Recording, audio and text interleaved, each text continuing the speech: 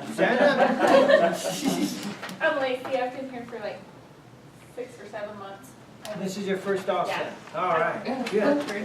Okay, you heard how great they are, right? Oh, yeah. Oh, okay, all right. Anybody else? Oh, hi. Hi, I'm Leanne Moffett, and I'm in the pharmacy. Great, welcome. Okay, Pam, you're up. You have something to share. I do. Okay, so this month we are we elected on time for the Employee of the Month, and we were voting for Vision. We had, these are the people who were nominated. Okay,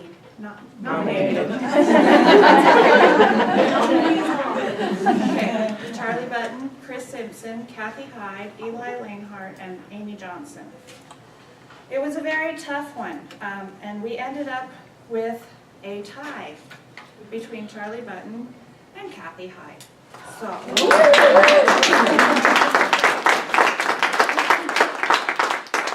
She can write it for me. Thank you.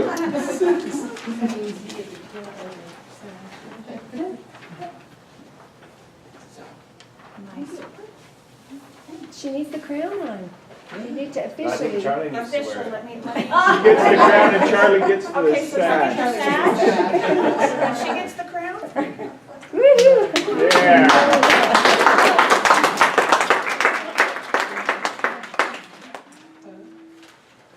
Okay, well, let's turn it over to the next group, which is Focus. So, you're up. Thanks. We're going to introduce the core action value of focus. Our team is Layton, Maureen, Kathy, and myself. 4 cornerstones to focus: target, concentration, speed, and momentum. But first, I'd like to just tell a brief story about a company that focuses on certain things and makes themselves very profitable. And that company is Southwest Airlines. Focus provides the discipline to target key goals and then to concentrate all available resources on the accomplishment of those goals. And Southwest Airlines has focused on certain key elements of their business. Airline industry is notoriously unprofitable, and there's a lot of reasons for that. Fuel costs, maintenance costs, labor costs. It's a huge industry, and traditionally most airline companies have not been profitable. Southwest, on the other hand, has been profitable every year in a row for 41 years. And that's because they focus on certain things. Some of those things may seem small or insignificant to the outsider, but to them it's very important. Some examples are, they have 44,000 employees. They have the highest productivity of any airline. They have 610 aircraft. Every single one of those aircraft is the same type of aircraft, Boeing 737. And the reason they do that is because they only need one parts inventory. They only need one type of simulator to train the pilots in. They don't have all these different types of aircraft to buy a different simulator for each one, different parts inventory for one, and all the rest. They have short turnaround at the terminal. They've trained their employees, and their employees have bought into the fact that the faster they turn an airplane around and get it in the air, the more money they're making. So the people that are at the front counter, clean airplanes, everybody pitches in and does everything. Fortune 500 magazine has named Southwest Airlines #3 in most admired corporations for the last 10 years in a row. And that's because of their focus on what's important. Southwest has the highest productivity in the airline industry by a substantial margin. It also has more celebrations, more parties, and more fun than all the rest put together. There's a direct cause and effect relationship here. Southwest can afford to have more fun because it is more productive, and it is more productive because its people have more fun. I think Layton's going to start out and talk about target. Thank you, Dave. So even on a target, you'll notice there's a bullseye. Just because you're hitting the target doesn't mean you're hitting the bullseye. You have to be clear about what you really want. And if you're not, you'll waste time, energy, and money chasing things you really don't want.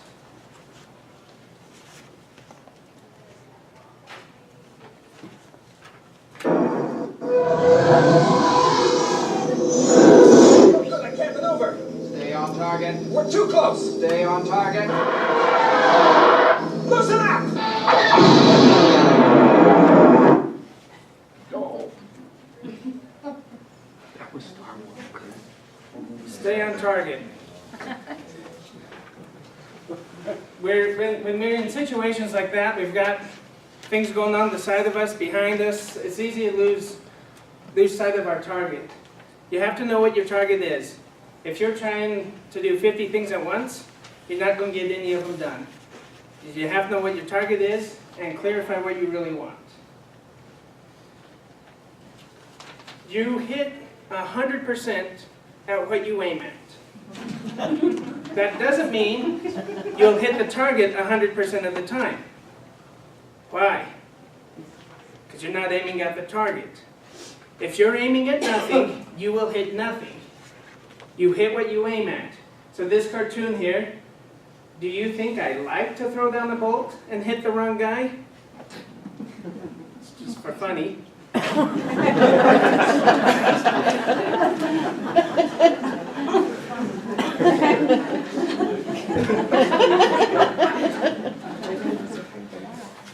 All right, our second cornerstone of focus is concentration. When a man's undivided attention is centered on one subject, his mind will constantly be suggesting improvement of values, which would escape him if his brain were occupied by a dozen different subjects at once. And that's a quote from P.T. Barnum. The 4 key resources of concentration are attention, energy, money, and time. These 4 resources can help you achieve your goals. Now let's talk a moment about goals. Who here in this room sets goals? Okay, just about everybody sets goals. Okay, what are some of them goals? What's a goal that you make? How about sending one of your kids on a mission, for those of you who are members of the church? That's a big goal. Sending your kids to college, that's a big goal. So you need to know what your big goals are and work on those. All right, now let's look at some of the resources that we talked about. Okay, attention. All right, now these 2 little kitties, they're at attention. All right, they're further focused on their goal. All right, one of the most important decisions anyone makes on a moment-to-moment basis is what they will devote their attention to. And these 2 little kitties are focusing their attention, and the first step towards achieving their big dream. Now, what do you think their big dream is? They have a big dream. Okay, so as they focus their attention, they're going for their big goal. Our next one is energy. The will to fail is the intention, often subconscious, to fill life so full of secondary activities that there is not sufficient time or energy to perform the best work. How many of us have just so many things on our plate we just can't keep up with them? So we have to focus that energy. Okay, now we only have so much energy, and most of us wish we had more. Just like little kitty here. He really wishes he had more energy. Okay, but one way is not to waste it on things that do not contribute to achieving our goals. Now remember what his goal was. He got it. Okay, so now what are some of the ways we can waste our energy? Who can tell me that? What ways can you waste your energy? Worry. Worry, okay. Anybody else? Video games. Video games, all right. Browsing computers. Okay, browsing on the internet. Okay, well, let's look at some ways that the little kitties waste their energy. One's a temper tantrum. How many times do we throw a temper tantrum, and the only thing it does is waste our energy? Okay, self-pity. We really, that takes a lot of our energy in self-pity. And the last one, which most of us do, especially me, I came, I saw, I complained. And nothing's ever good enough. So There's a few things that drain our energy, of course: temper tantrums, self-pity, and complaining. All right, now the next one is money. You can only spend a given dollar one time, but many people act as if it is the ultimate renewable resource. Like fat cat here. Okay, money is something we choose to trade our life energy for. Money has no intrinsic reality. Our life energy does. It's tangible and it's finite. Life energy is all we have. It's precious because it is limited and irretrievable. And because our choices about how we use it express the meaning and purpose of our time here on earth. So that takes us into time. All right. How many of us in this room thinks time is a precious commodity? None of us have enough time. I know I don't. It just seems like we're always looking for more time. And once time is spent, it never comes back. You only have so much time. All right, we can ask ourselves this direct deflection question: is what I'm about to do with my time going to help me achieve my most important goals? You can also say, is what am I about to do with my energy or my money going to help me achieve my most important goals? Okay, according to the A.C. Nielsen Corporation, the average American spends more than 4 hours per day watching television. Watching television 4 hours per day equates to 9 full years of your life. Now, I don't know how many years they took. I tried to figure it out and I couldn't do it. But that's what the book said. That's 9 full years. Okay. So by keeping, you can keep 2 lists. One would be a daily to-do list of things you have to do. And the other one would be your much shorter, your big goals list, which we talked about. So commit to starting each day by accomplishing at least one to-do item that helps you move closer to achieving one of your big goals. So concentration, the second cornerstone of focus.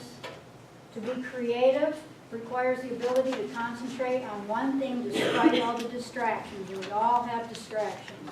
And then the more you say no to trivia, distractions, temptations, diversions, you will have more time, more energy, money, and to invest in the goals and dreams that are most important.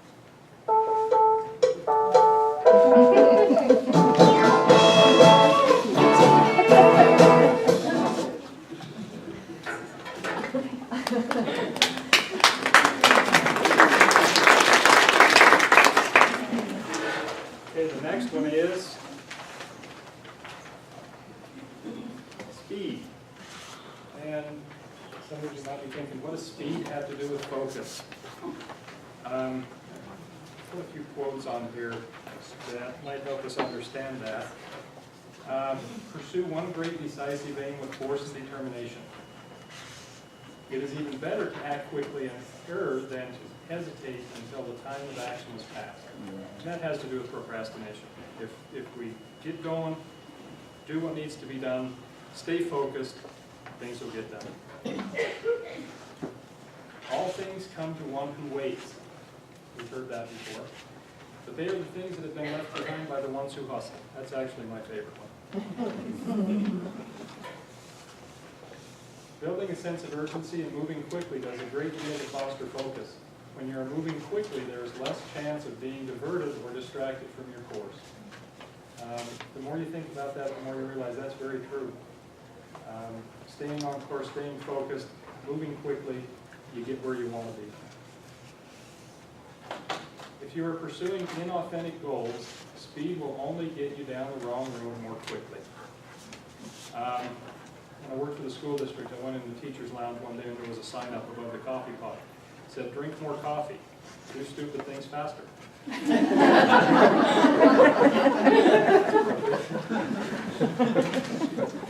And finally, in the context of focus, speed is as much mental as it is physical.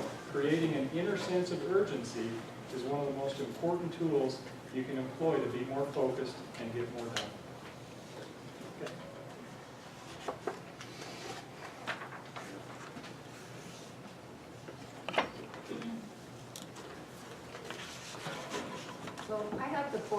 fourth cornerstone of focus, which is momentum. And I don't know why that overlapped. Anyway, when you focus on something, you need to make every moment count. If it's not important, let it go. Don't waste time on trivial matters. Things like gossiping in the break room, worrying about what's going to happen if somebody's 5 minutes late for work and you have to stay 5 minutes. Think about the big picture. Will it matter in 1 year, 5 years, 10 years? And if it doesn't, just let it go and keep moving on.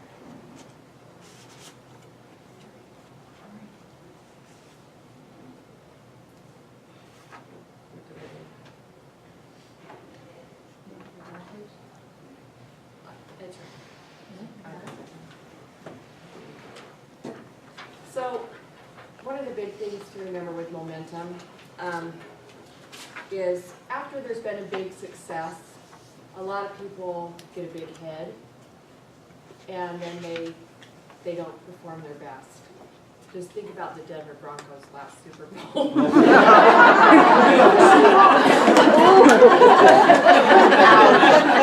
Maybe they were lucky. What about the 49ers? Maybe somebody was successful because they were lucky. Maybe they were successful because they worked really hard and they earned it. But if they don't keep their eye on the prize, keep moving, keep working, they're not going to keep winning.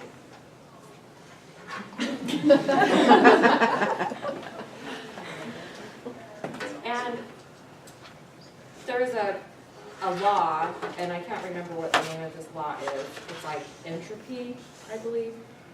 So if something is a mass of things going in a positive direction, and people are putting energy to it, and it keeps building and growing and moving forward, and then people start just taking it for granted that it's going to keep moving and growing and moving forward, and they don't put the energy in, it falls apart and it doesn't go anywhere. So by adding energy, we just need to remember, okay, let's just do it. I could put this off until tomorrow, but then that is saying that this moment in time right now is more important than that moment I have tomorrow to do it. So just do it, quit procrastinating. If you need to, just take baby steps and keep it simple. Don't try to do 20 things at a time. Really what you need to do is one. And we should all try to make our lives an adventure. Never mistake motion for action. So yeah, you know, I want to walk down to the nurse's station and get something, but if I trip and fall on my way, that doesn't mean I'm heading in the right direction. That's not the action I was planning to make. So momentum is an important cornerstone, and I think that ties up our presentation. Did you want to say some more, Leighton? So just to tie it all together, a world record juggler was asked how he was able to juggle, 10 different objects. And he said, well, it's quite easy. He says, I have to concentrate on everything, but my focus is what's in my hand. So as we're all juggling, we have to be aware there are other, we just don't have one priority. We do have to be aware. But it's possible to keep them all up as long as we keep momentum, we stay active, we add energy, and focus on the task at hand. If we do that, we'll be successful.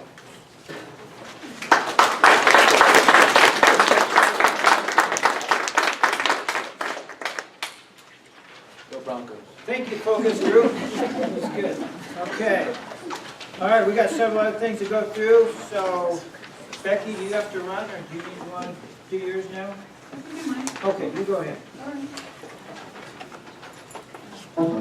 Okay, as a facility, we make an effort to identify things that pose a risk to our patients and our visitors. And so I'm going to talk about a coughing patient right now. That imposes a risk on anyone that comes in contact. So there's lots of reasons why people cough. Yeah. Go like this. There you go, there you go. All right. And our responsibility is to decrease the risk to others if it's possible. So one of the things that we can do is mask our patients if they're going to be around anyone. So if there's a likelihood of a contagious problem, say you have, I don't know, okay, let's pretend like you're Randall at the front desk. Yeah? Okay, and somebody comes to coffee. Randall can give them the mask. If they're unsure how to put it on, he can have them put it on. And ask them where they're going, yada yada. Same thing, you know, if you're down in the MOB and your patient is coughing, put a mask on them and help them out. Now, on the other hand, if you've got somebody that has been at the MOB and they're worried that maybe they have TB or who knows what, then what do? Does it change the situation a little bit? You still put a mask on the patient. But one of the things I don't know that we've talked a lot about is that we need to make a direct path for this person. So if we could give them a little space and put their mask on them, then we could call radiology, call the front desk. Radiology can call us back when it's time for them to come. We can walk with the patient. One, we don't want the patient to take the mask off once they're out of our sight. Two, they need to change it if it gets moist. But three, we don't want them getting lost anywhere either. So you just walk them straight to wherever they're going. Let's see, they shouldn't wait in unoccupied rooms if you're not sure what's wrong with them. So if you think that there's a real risk, you should help them get to where they're going and not be around other people. Now, an employee, in case you're wondering, this TB situation, an employee is considered exposed to TB when the employee has contact for more than a few hours in a small area. So if you're at the front desk and you are talking to a patient that has TB and they are speaking to you,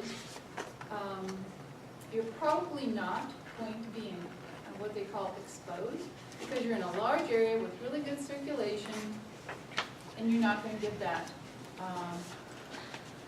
high possibility of breathing in the TB. Okay? Got that? Come on, guys. Thank you. Okay. So, if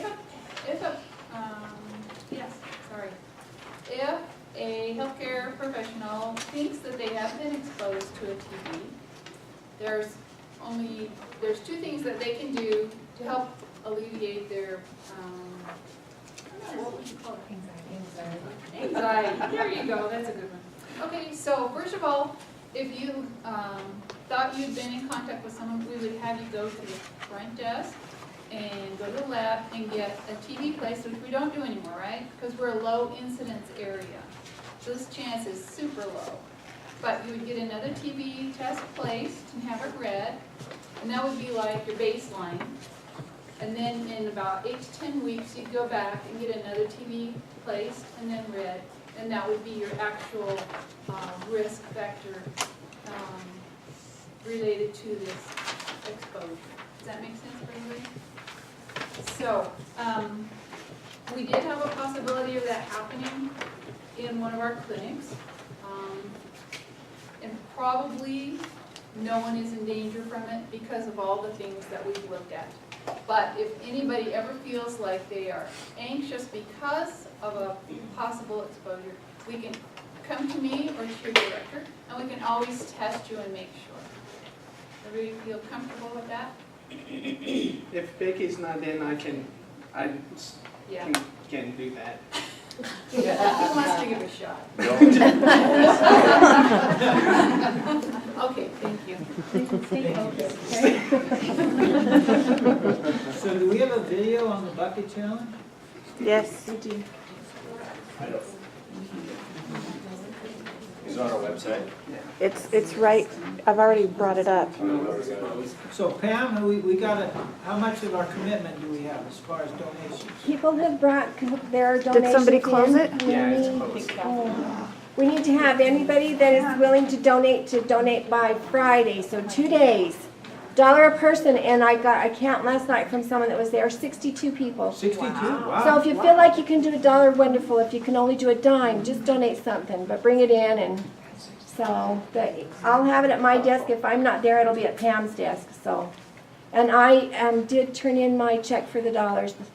So Pam will have that after the first, all staff. So anyone that feels like they can add to that would be great.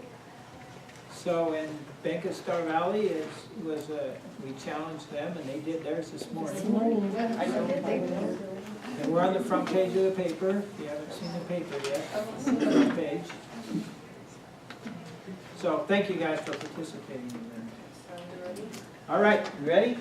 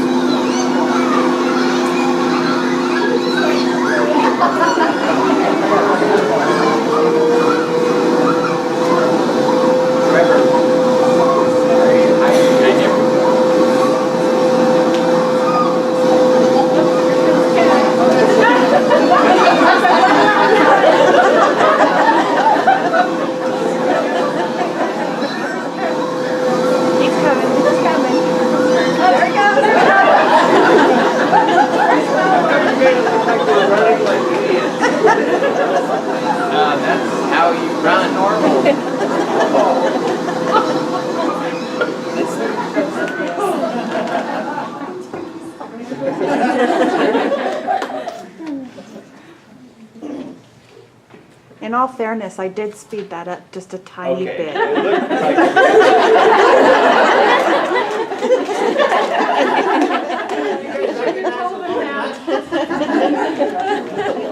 Huh? Who was the lone nut there? It was Chad. I was the first follower. First follower right there.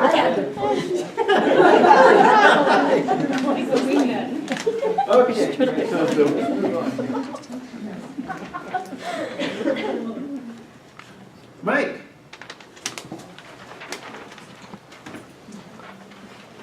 Patient satisfaction focus. There's that focus word again.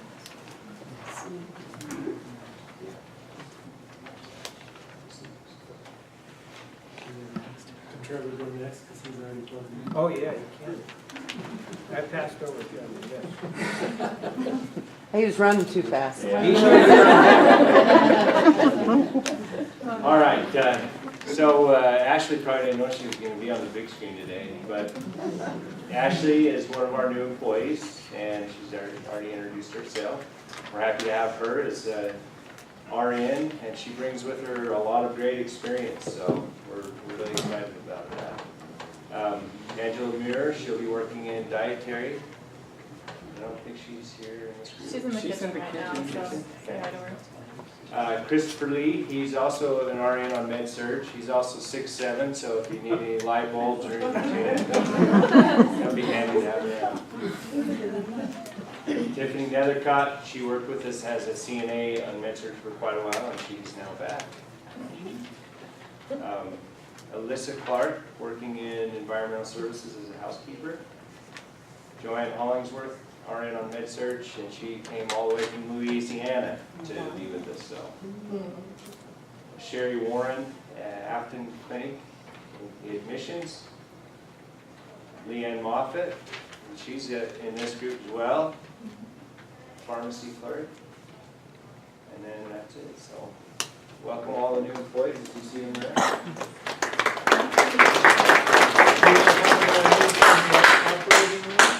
What's that? excited to announce that we have offered to Tony Kaiser as the OR director, and she will be joining us in October. So she's accepted, and she's making the move out here from Pennsylvania to be our new OR director. So we're excited about that. Probably not as excited as some of the people in the OR department. Yeah, all right, Mike.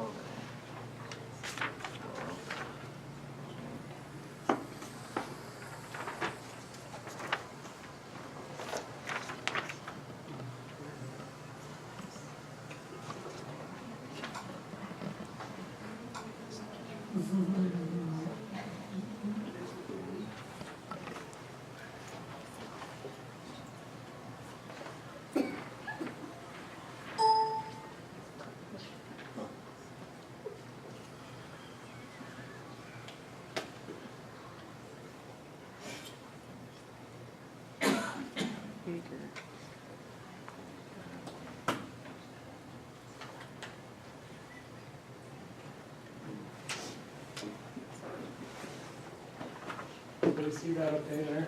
Yeah. Okay, so, last month I stood before you and talked to you about our patient satisfaction scores, specifically some areas of concern in our inpatient on the hospital side. And I'd like to just further that discussion a little bit more today and give you some good news. And that is, a few weeks ago I had the opportunity to speak to a gentleman from HealthStream, who is the company who does the surveying for us. He came here to the hospital and we had a good long conversation about what happens to other hospitals when they convert to an electronic health record system, and what happens to their patient satisfaction scores. And almost without fail, every hospital that HealthStream surveys for that has done a conversion, and their patient satisfaction scores have suffered some in a few months after the conversion. So that has not been uncommon here. I mean, we're following that same trend here at Star Valley Medical Center. And he said that the key to it really is how long it takes you to get back out of the hole after you've gone into the hole from your electronic records conversion process.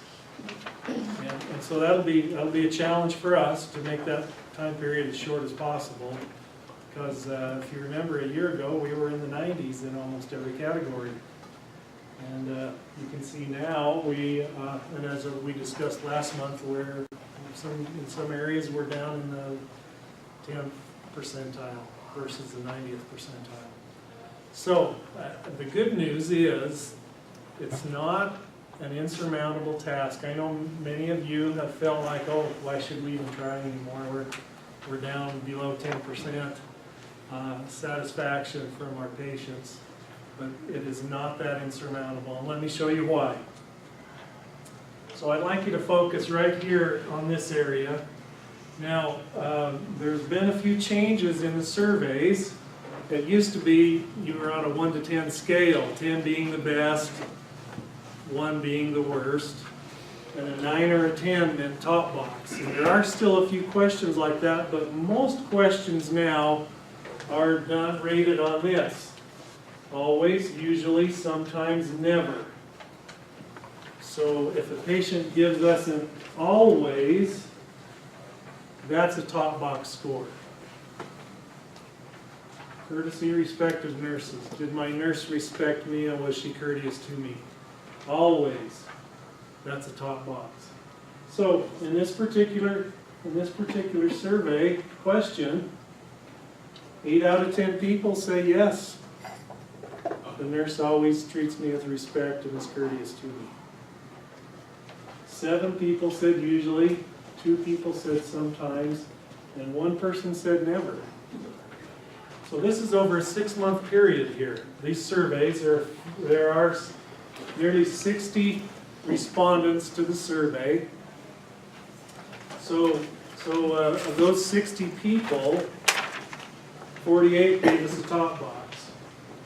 Now, how the fellow from HealthStream encouraged me to share with you is, for us to get back to above average again, we need to change the mind of 4 people out of 60 that were surveyed. That doesn't seem insurmountable, does it? We don't have to change all 60 people's mind because 48 of them already think we're great. But if we change these 4 people who said sometimes or never, that gets us back to where we used to be. You know, there is so much competition in patient satisfaction right now amongst hospitals that if your score drops just slightly, you really take a big dip in your percentile ranking because everybody's bunched up to the top. The average score is very high amongst the hospitals. So I wanted to share with you today just a few of these questions, and you can see, and I've highlighted here kind of the number of people we need to touch in a different way and provide them with service that they deserve as a patient here at Star Valley Medical Center. And you can see, very rarely do we need to affect more than 5 or 6 people in any of these categories. So it's really not an insurmountable task for us to try and improve our patient satisfaction scores from where they used to be. Okay, this question is, nurses listening carefully to patients. There are 6 people that if we could change their mind about how their experience was here, that would put us back up above 80%. Let's go to another question. Clear communication by nurses. You can see there are 8 people. If we changed their opinion of how we provided them with communication, we would be back above 80% again. So in nearly every category, this one is timely response to call buttons. We are above average in this one, but if we could change the mind of 4 people on our response to call buttons, then we would be back up in the 80th percentile. So I just wanted to convey to all of you that last month, and I apologize for my the comments I made. It kind of sounded like the sky was falling. But after the discussion I had with this gentleman from HealthStream, I realized, and I wanted to share with you, that our task is not insurmountable. In fact, if we can touch 4 or 5 people in a way that they're more satisfied with our services, well, this is over the course of 6 months. 4 or 5 people over the course of a 6-month period.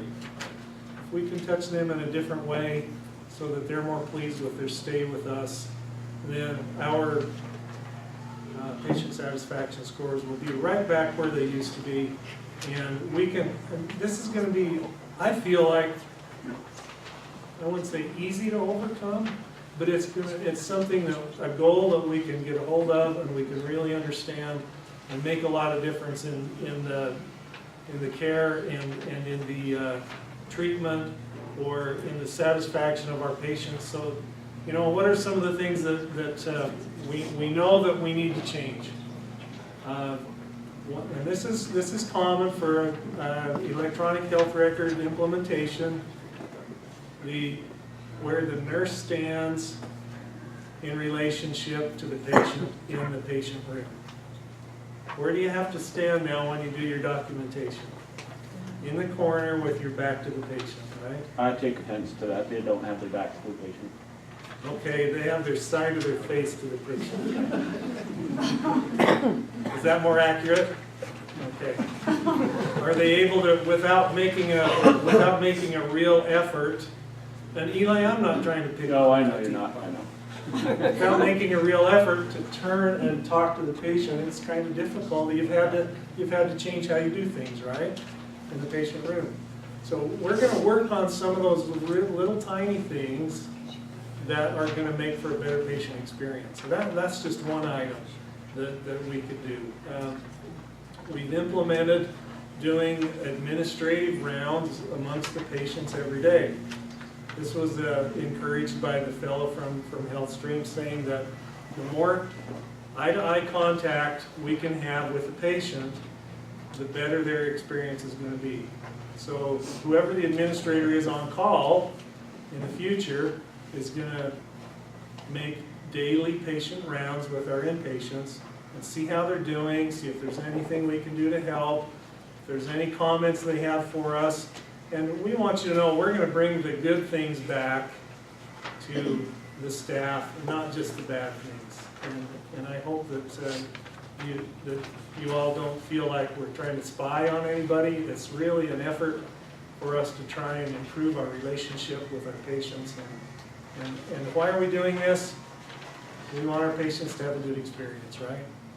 Also, in the future, our patient satisfaction scores are going to be tied to how we're paid by the insurance companies and Medicare and Medicaid. We're going to be tied to that. So it's going to be really patient satisfaction driven in a large way. So we've got to prepare ourselves for that. So anyway, I wanted to share this with you today. If you want more detail on any of this, I'm welcome to provide it to you. Your department director should have it already.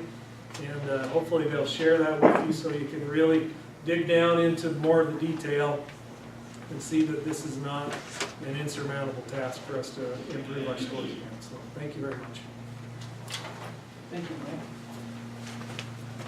Actually, Chad was the administrator call Monday, and he went and did a walkthrough, and from a finance guy, he came back and he goes, oh, this is really cool. so that was really good. I mean, and so I'm going to do it today. I'm on call today, so I'm looking forward to going and seeing the patients. And, so I agree with Mike, it's not a punitive thing at all, and we will pass on the positives. And I have to say, this last 2 weeks, I have experienced some major compliments from patients that have came and were seeking administration out to complement the care that they received in this hospital. And so, the data that he's showing is now it's a few months, few weeks old.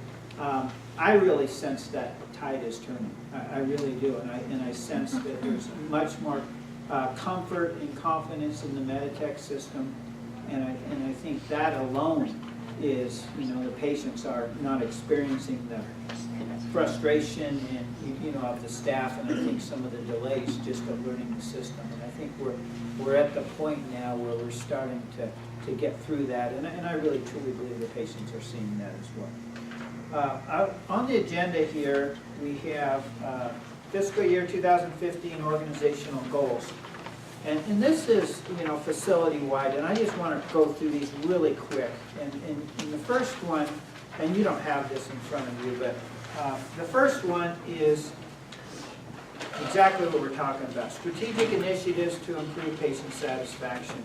And, it's the things that Mike was saying, and as far as what we've dropped with Meditech, and I don't know if you mentioned about what he also said is the quicker we rebound, the better off we're going to be. So the quicker we, as a group, look at our patient satisfaction and focus on that, the better off we're going to be, and the higher they're going to rebound going out of it. So that's a strategic goal that we have set. And these the goals and action plans that we have here are set by administration and approved by the board. So the board actually has very much contributed to these as well. Evaluate solutions to improve patient experience in the front lobby. One of the areas that we really want to focus on is how do we improve our entry point into the hospital. We don't really have much of a lobby. We have more of a hallway is what we have. And we're seeing a lot of bottlenecks in that. As far as registration, we have 2 registration areas. We have a hallway, so you got patients lined up. Confidentiality is a major issue that we're experiencing. So that's a focus that we're going to do this year. What do we do? With an architect, how are we going to look at that space? What are we going to do with it? how much it's going to cost, but we know we have an issue and how we address that. Preparation for accreditation. We are looking at being accredited by Joint Commission or JCO. It goes by both names, but it's an accreditation organization. And what that's really doing is raising the bar. That's the whole focus. Quality patient care. It's raising the bar, and because what their program is to provide information to help us, guide us through, but then we're the responsible recipients to implement. And I think that's, you know, it absolutely focuses on better quality, better documentation, better processes. And they actually come and do the surveying instead of the state. So it's, the state looks at Joint Commission as an organization that they feel very comfortable at actually doing the, you know, our surveys. So in the future, that's what we're looking at. And also it just gives us another level of confidence for our patients if we're accredited. It's another level of saying, yes, we are a good organization, a quality organization for them to have their patient care. Pain management has been a big issue, not just for our hospital, but all hospitals, and we really have to focus on how we come up with a plan to help our doctors. Our doctors are, you know, it's very frustrating for them because, you know, they have limitations of what they can do, and it's becoming a real nationwide problem. So we really need to put a pain management program together. Planning and implementation of SVMC wellness program, and that's been kicked off. Mike Hunsaker is leading that charge with a committee. Again, we need to focus on wellness. Within our employees, we want to eventually roll that out into the community. Develop an effective staffing plan. That's what Trevor and his staff are working on. And we've been actually working on that a lot as we've been going anyway. And, I mean, we had our nursing crisis, and we're at a point now where we're close to being fully staffed. And you know, we've actually doubled our nursing staff in the last, what, 4 or 5 months? So, I mean, we were in a major crisis. Growth in OBGYN services with Dr. Tomlinson here. It's, you know, and we're actually meeting weekly with a task force to look at how we can improve our OB services in the hospital. Implementation of an intensive care unit, an ICU. That's, you know, we're putting the pieces together for an effective ICU in the hospital. Growth of the surgery area, general surgery. Dr. Green has just joined us now a couple weeks ago. With him and Dr. Dunlap, we want to put a lot of focus on bariatrics. You know, Dr. Dunlap really wants to do that, go out to other communities, and now with Dr. Green here, we can focus on doing that. Positive culture initiatives. You know, like with our going through our 12 core action values, so we're going to be rolling out something new next year, yet to be determined, but we will continue going that, doing that as well, and putting energy into a positive culture.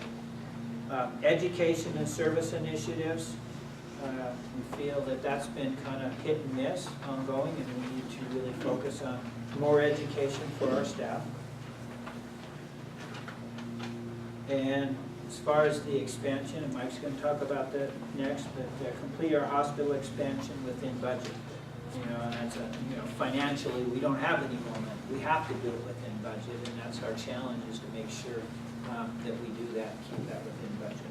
So, last one I have is evaluation of government reimbursement models and our future impacts. We are moving to a pay for performance, not pay for volume. And in healthcare, that's what they want to pay for. They want to pay when you actually see the benefit of what you did, instead of, well, you do an MRI, so we pay you for that MRI. Well, it's changing, and the whole reimbursement is going that way. How long it will take is kind of, you know, everybody's guessing on that, but you know, it's changing, and we've got to be ready, because financially we have to be ready in order to and then operationally ready in order to not suffer financially because we're not looking at what the new reimbursement models will be. So anyway, I just wanted to share our strategic goals with you, and some of these will affect you directly, and others are you're just going to see the progress as we move forward this year. So, any questions on our goals? All right. Next is Eli. Don't turn your back to us. So if you'll turn over to the back side of your paper.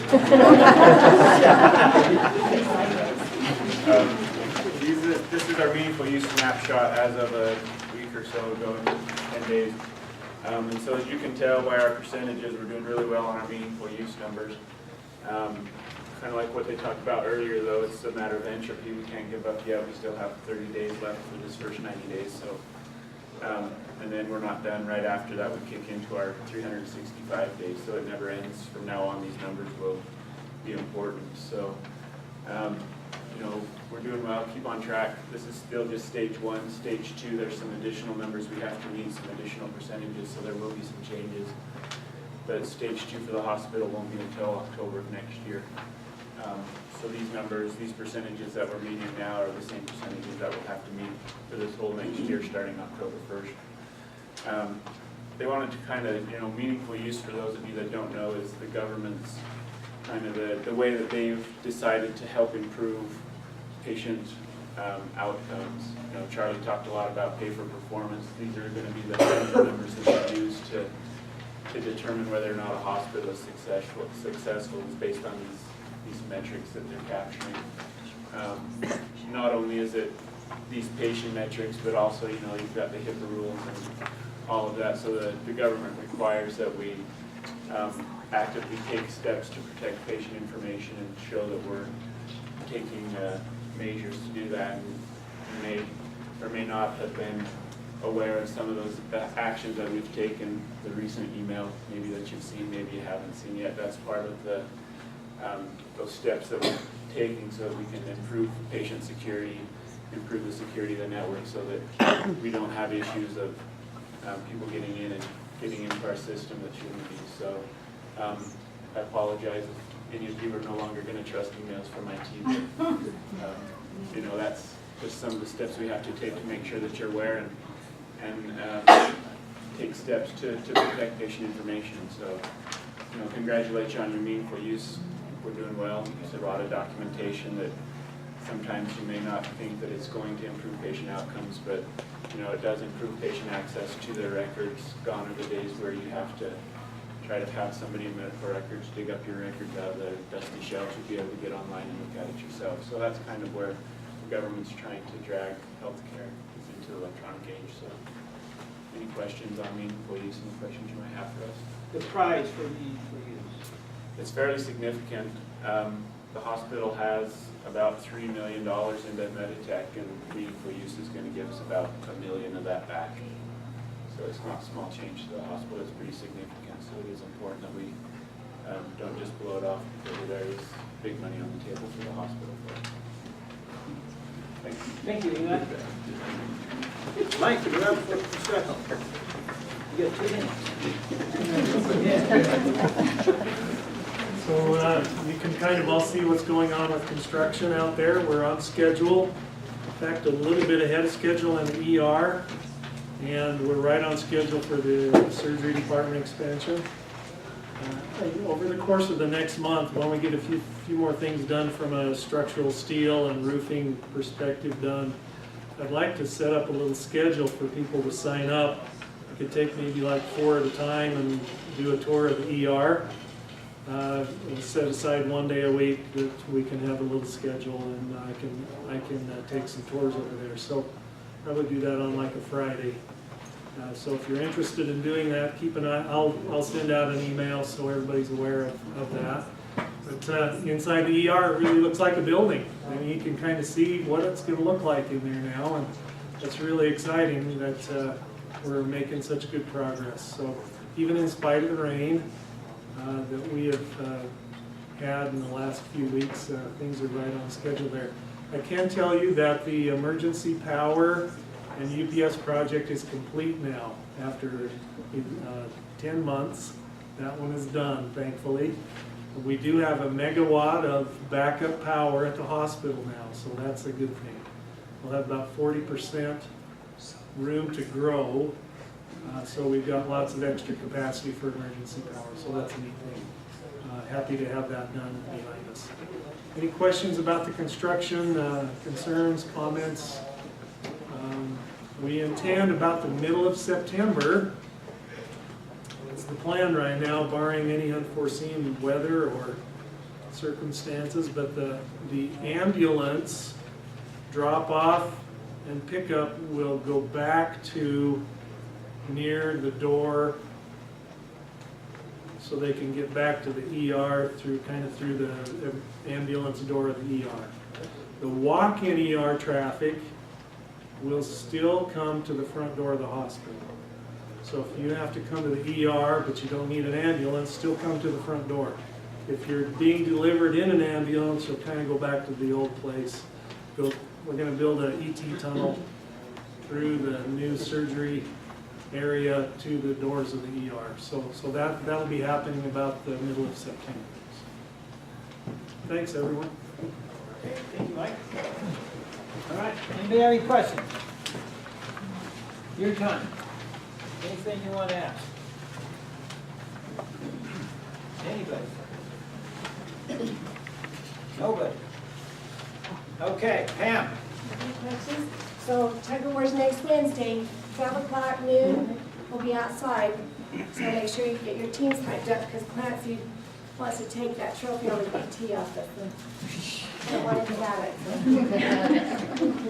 And I owe Maureen an apology. I neglected to put her on the committee today. They did focus, they did a great job. And it was because of, I heard Maureen was on vacation. I heard Reba was on vacation with her sisters. And I heard, oh, Maureen's not going to be here, so I didn't put her on. Well, it was a different Maureen. So that's what happens when you only hear half of what you think you know. So learn from me. I apologize. Okay, today, Diane Parker and looks like Mary Walker come and get a gift up front. And then there's a star on one of the front chairs. If you'll come to my office after 12:30 or 1, yeah, 12:30. Thanks everybody for coming.